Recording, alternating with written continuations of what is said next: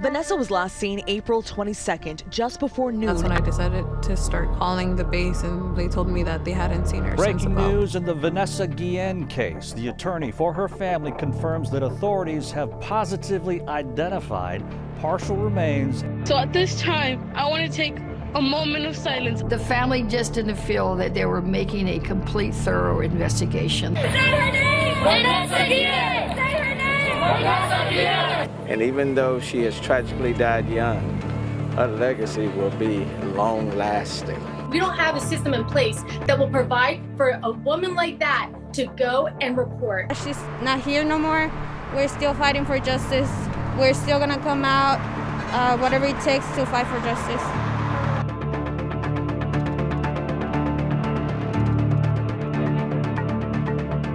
We know she's watching us from heaven, and we know she is here, and she has ignited something inside each and every one of you to keep fighting for Vanessa Guillen. My sister's not here today, but we are here. We are here, and I have a voice.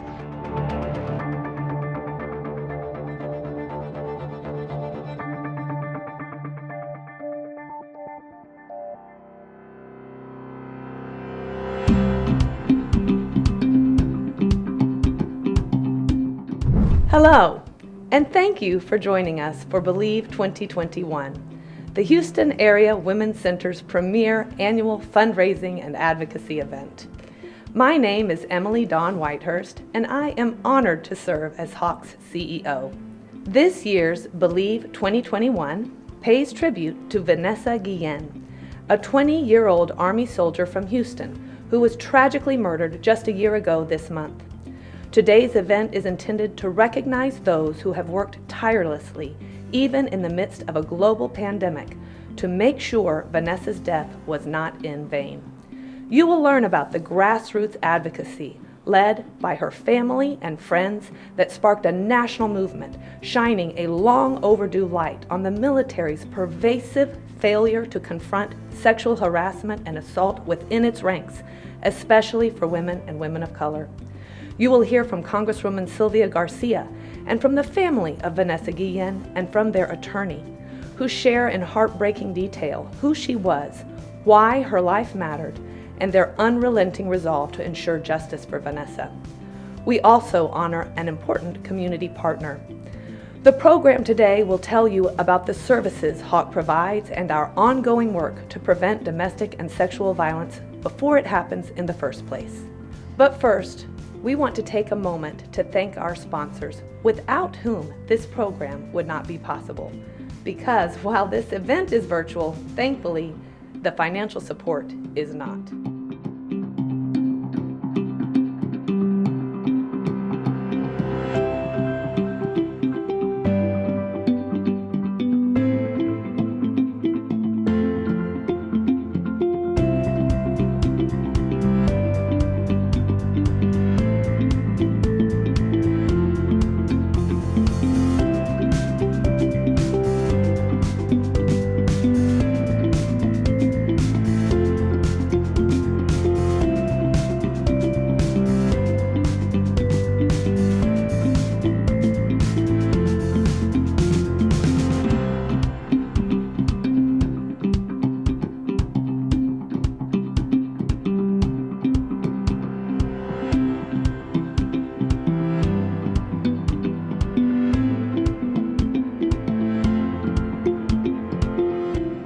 We are deeply grateful and appreciate your support.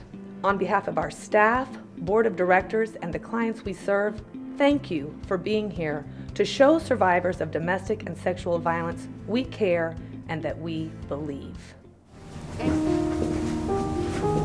My name is Leticia Manzano, and I am the manager of Sexual Violence Survivor Services for the Houston Area Women's Center, and I've been with HAWC for 23 years. Sexual violence is on a continuum. It starts from, bullying and sexual harassment in middle schools. It starts from dating violence and coerced sex in high school. It goes on to sexual assault. 80% of all cases of sexual violence occur by the perpetrator being someone that the survivor knew.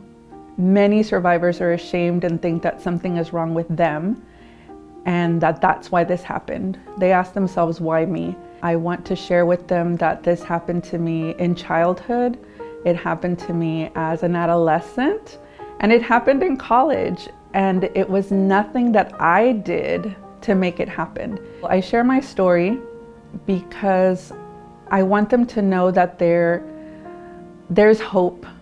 There's hope, there's progress. There are those of us who are thriving and who are happy to help another survivor not feel alone. I share with them that I held it a secret for a very long time. I let them know that the first time it happened, I was 5 years old.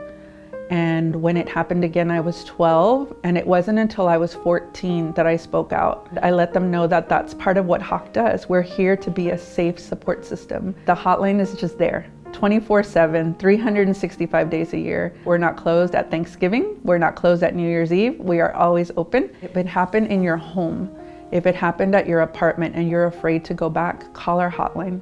We will put you up in a safe space. They come in and they listen to a few people talk about their stories, talk about their struggles. We have staff who will go and meet them at the hospital and take extra clothing for them. We have advocates who work on legal issues. We have advocates who work with children who are going to have to go to court and testify about what happened to them. April 22nd, 2020, the young soldier went missing. We have some breaking news. Fort Hood Criminal Investigation Division have found skeletal remains in a field in Killeen. I was talking to clients on the phone, and one of the sexual violence survivors, one of the first questions that they would ask me is, have you heard about Vanessa Guillen? Have you heard about her story? Here's a young woman that I didn't know, but I knew her because I could imagine the fear that she was experiencing. And I could imagine her thinking, I may never be found. When she was found, I also thought about the continuum of sexual violence. I talked about how it starts with us raising boys differently than we raise girls. And I thought about the end of the continuum, which is rape and then murder. We were the first ones to go out there to spread the word out and stuff. So as of today, even though we know that she's not here no more, we're still fighting for justice. We're still gonna come out, whatever it takes to fight for justice.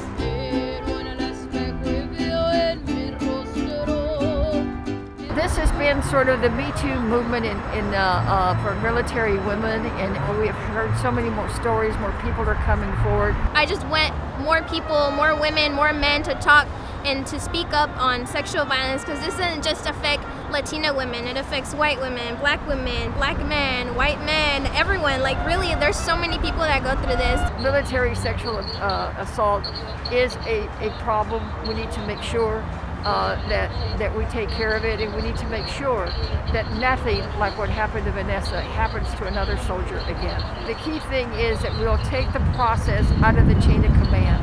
I think that alone will make a huge difference in getting more women to come forward and telling their story. They know that it's not their superior. Well, a lot of victims spoke up about their experience, and a lot of people started coming out about what they have gone through in the military with sexual harassment, and hopefully with the bill that's going to pass, we can put a stop to it, or there's other ways to come about it with reporting it and coming out, so people will feel safe about coming out instead of being in fear that nothing is going to be done if they seek for help. We lost a life. We lost a beautiful young soldier. And it's time we fix our system.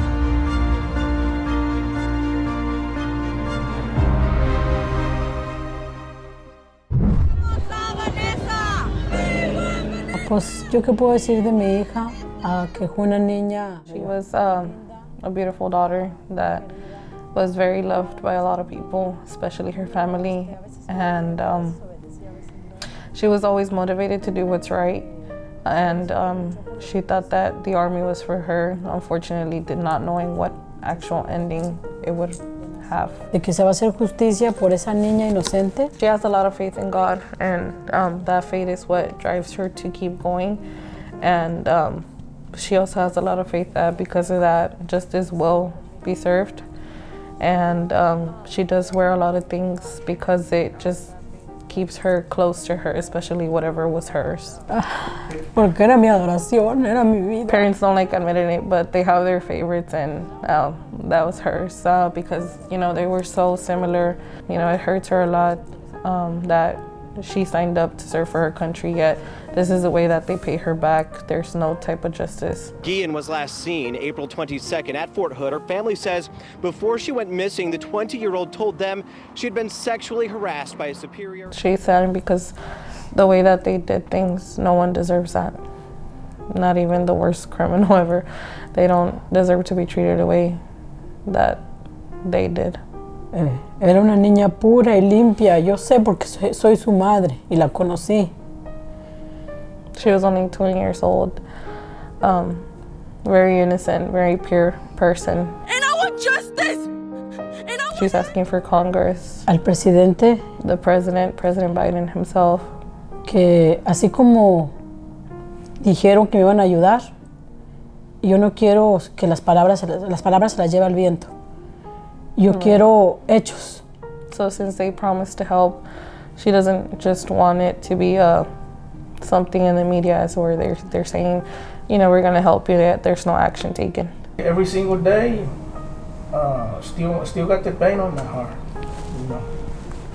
And they made me more sad when I see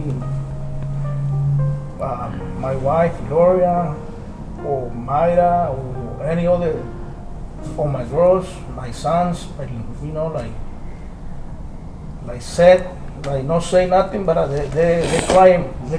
They cry inside. We begin with breaking news. After that day, you know, everything changed. Everything changed so bad.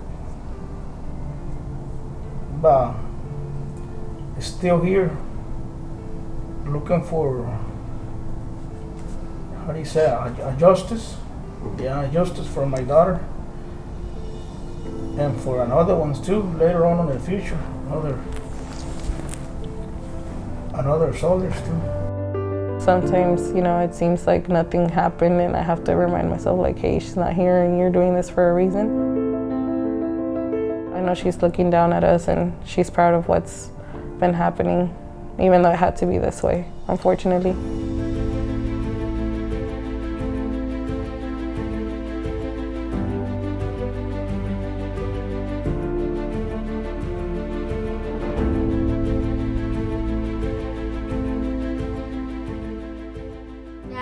Could you have imagined almost 1 year later now that this case could have touched so many people and created basically a movement? Could you imagine that it had this much momentum back then by watching a TV and seeing it from there a year ago to now? Yes, well, you know, our work is not finished. You know, we have just begun. We need this bill to be passed. The momentum, the movement, I steered the ship, and thank God my clients have listened and believed in me and trusted me. And what I kept on saying was, this shouldn't just be about in Houston. We shouldn't just be walking around marching in Houston. This has to be a national and international issue. Follow my lead. Let's go to Congress. Let's make this a law. Let's make this legislation. Let's meet with the president. Let's meet with the secretary. Let's do this, because if we do this correctly, we will fix this injustice. For us, when we hear of this, we're very touched and moved. And I wonder, in the work that you've done in this last year, have you seen and the response from other survivors? Have they called? Have they emailed? Have they come to marches and helped you with, you know, lobbying, etc.? Yes, I get about hundreds of people calling me and emailing me a week, literally hundreds. The good thing is the awareness has brought a lot of people from the woodworks out, and we're seeing that this is not, unfortunately, an isolated situation. This happens a lot, and I said enough is enough. You know, we just continue to see women and men being sexually harassed, sexually assaulted. They go to the military to serve our country. They go to take a bullet. They're not there to get sexually assaulted. There's no place in this world for sexual harassment and sexual assault. I think it's important for people to not be afraid to speak up. Don't get me wrong, I'm not saying go speak up and put yourself in a position that perhaps put you in harm's way, but go find an advocate, go find an attorney, go find someone that can help you get through this. Your daughter, your granddaughter, your niece, your best friend, your sister. No más! No más! I said no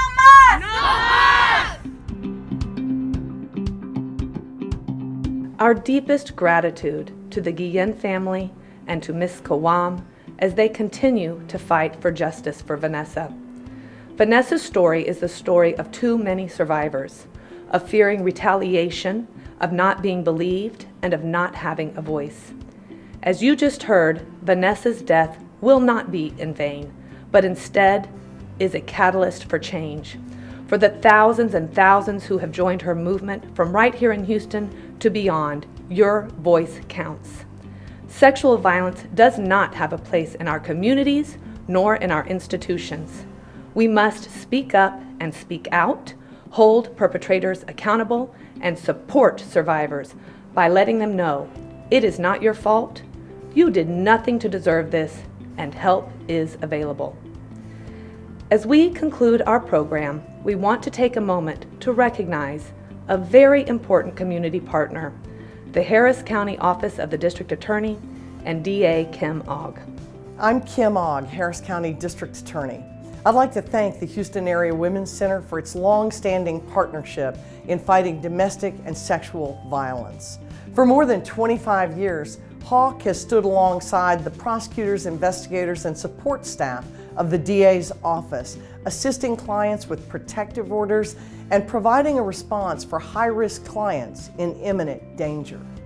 2020 was a challenging year for all of us.